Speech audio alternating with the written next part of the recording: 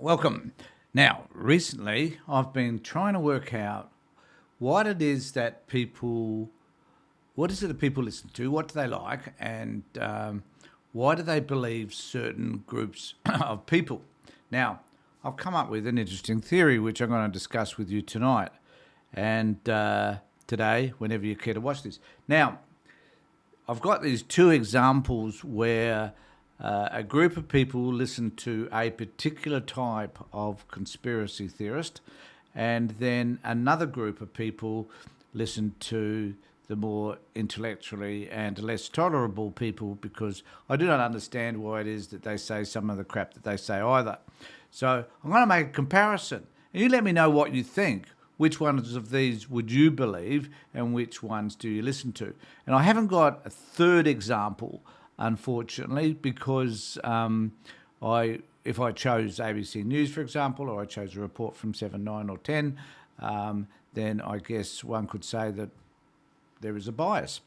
I'm not saying that there is. I'm just simply saying that I have these examples which are interesting examples to debate. Now, why is it that people believe certain people? Why is it that some of us listen to left-wing media, mainstream media, and believe kind of what they're saying, and why do we believe what others are saying?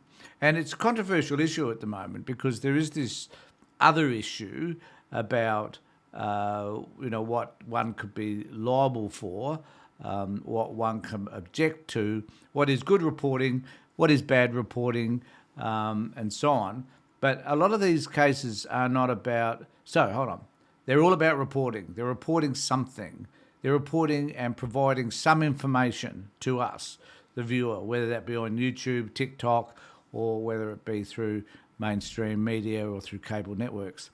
Either way, it is about reporting. And there is certain information that some people just can't wait to hear. So... and, grab hold onto it and say, that's fantastic, that's great. And we'll talk a little bit about why people do that in just a moment. But these are the two examples I'm going to show you. So there's this young bloke, and I'll show you a video of his in just a moment and let you know what he's talking about and why people would listen to him. And then there's these three characters, the clowns from Sky, and something that they're going to be talking about and why people would listen to them. So the first thing I'm going to do is I'm going to go to a clip from this young bloke and listen to what he has to say. And I do need to say initially that he doesn't know how to spell controversial, but we won't hold that against him because clearly when you take a look at him, you'll kind of wonder where he's coming from. Now, the problem is, are we judgmental? Am I judging him based on the clothing that he wears, the fact that it's TikTok, the fact that he's talking about climate change and I believe doesn't know what he's talking about, and that he is young? So what are the things that I'm doing that would say that I might judge this person to start with? Now, he talks about, and the guys at the end of this talk about that it's wonderful to have a young person discuss these types of issues and seem to forget that Greta Thunberg was out there discussing them when she was 16. So no connection with reality, really. But listen to what he has to say, and I don't know if I'll play all of it for you because it's pretty bloody boring, but just to give you a taste of what he's about. Right, prepare yourselves to be offended, guys. This is going to cause more of a stir than the slut-dropping drag queens and the reptiles that run the world. I'm fully ready to lose followers, as many followers as I need to lose, but this needs to be said. Most of you are aware that what you see on... That he talked about reptiles that run the world. So he's not going to talk about that. So I guess at that point one could disengage. So he started off by telling us something that most of us would think was just crazy. But there are some people, there's two people here that you see, Beck and Dave Campbell, they believe this shit. But anyway, it probably would have turned most of us off just at that particular point. But he doesn't turn everybody off. The media is bullshit. Most of you are aware that the last 2 years weren't about health, they were about control.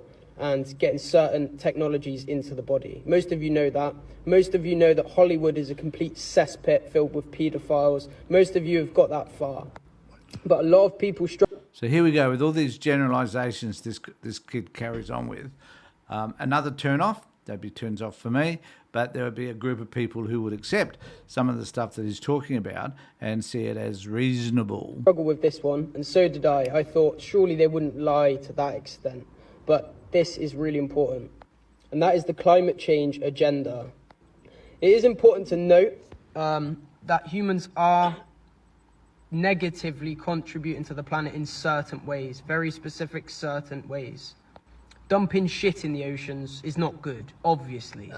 He's But talking we're not about talking about that here. excrements, We're I talking think, about too. the demonization of CO2.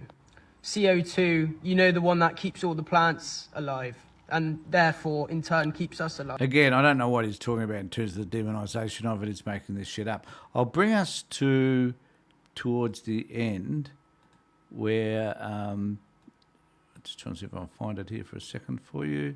So pretty close to this, I think. Hoping a lot of you will as well. Now, to you and I, that is common knowledge, and you Don't you love that? To them, it is common knowledge. And this is my point, that to people like these incredibly individuals, I won't be too offensive, but to them, this is quite natural. This is making logic. And I think he goes on to say that as a young person, it's wonderful to see a young person you'd be talk sitting like this. back going, oh, what do you, mate, for young kids, for someone to go out with an attitude, you tell them, Beck, you're younger than me, I'm Poppy, I'm 62, mate, but what, you know, that is a big statement, isn't it, for a young kid to start lecturing people on the climate change?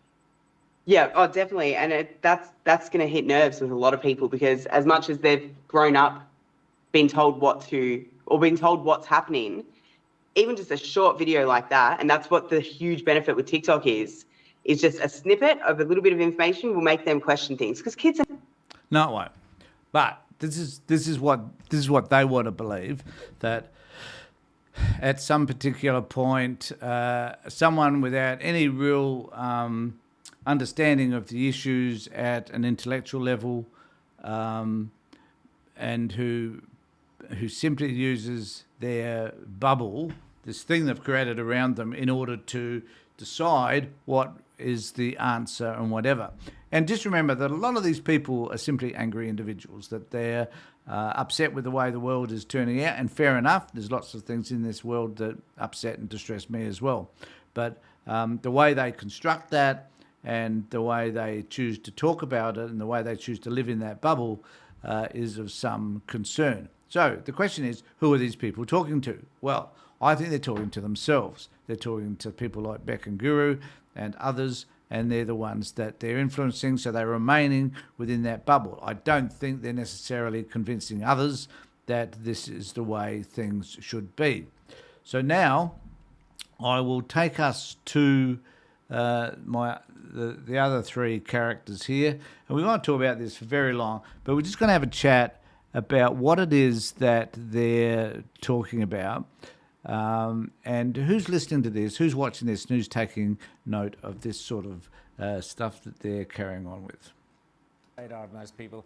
Albanese was hoping to just kind of get this through on the vibe, on the goodwill. Australia, and Australians are full of goodwill towards Indigenous and all Australians, all other Australians. That's the Australian character. So they're hoping to trade off that and insert something into the Constitution which will be destructive, incredibly destructive. As Jacinta Price has said, does it mean if we have something in the Constitution? Now, I just need to make a point that they're talking. So this group of people are talking about something that is relevant to us as a population right now. It's something we can't necessarily avoid. It is about changing the Constitution. I'm not suggesting that what this young bloke was talking about is irrelevant, because that's very relevant also. But so they're talking about something that's more distinctly political right at this particular point in time, which an issue we will all have to be meeting in the short term. And I think because of that, what they have to say is the type of things that they're talking about are relevant, Whether what they have to say makes any sense is another issue altogether. Constitution, a voice in the Constitution to help disadvantaged Australians, something in the Constitution for all time. Does that mean White Australia intends for Indigenous Australians to be disadvantaged for all time? And that's a great insight. She's full of great insights, and she's come out strongly against Noel Pearson's incredibly offensive rhetoric. But I had to laugh, Rita and James, at this particular response from Marsha Langton. It's astonishing how those who've been pushing the voice have suddenly turned very strident indeed. She's come out. Marsha Langton said, if you vote no, you won't get a welcome to country again. Well, Marsha, I hope you live up to that promise. Thank you, Rita. Well, yes, your terms are acceptable, Marsha. Thank you very much. As the kids say, don't threaten me with a good time. Noel Pearson also came out with a comment about, if this is voted down, then you won't be... He's going to fall silent. Hang on, which side is he campaigning for now? The no vote. Another endorsement for the no vote. But let's talk about the welcome to country thing, because... So the question I guess that we need to ask is, are they talking about anything that is ostensibly bias? So, and yes, it is, because they're taking these simple quotes. I don't know I haven't checked out those quotes. I don't know what context they were given. But those quotes offer them an argument that they think is quite relevant.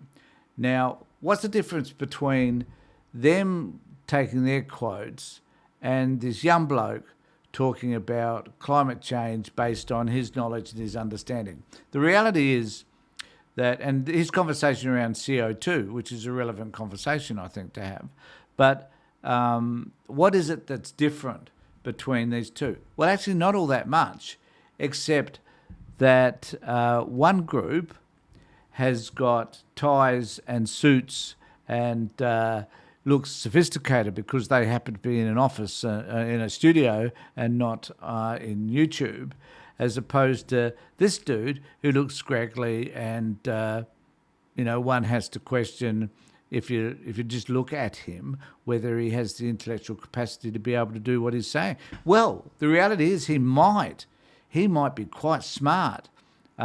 He might be, so we would tend to judge people on the way that they tend to look. Now, and the fact is that this is Sky News, so that has more value, certainly seems to have more value than this dude does. And we pop them together, and what have we got? We've got a mixture of possibilities, but we've also got a bubble that all of these people tend to work in, and each of them tends to manifest their own story based on the limited information that they might have. Now, Sky News have access to far greater information than this young bloke does. They present it far differently than he does, but there's basically not all that much difference between the two. These guys here could be on TikTok, as far as I'm concerned, delivering the same sort of crap that this young bloke was delivering. But so what does all of this mean? I think it means that we need to be wary of the information that we're receiving and where that information is going from. It doesn't matter whether it comes from a scruffy individual like Guru David Campbell or whatever it might be, or whether it comes from this young bloke on TikTok, or whether it comes from these three characters, clowns at Sky News. We need to be wary of their motive for delivering it, right?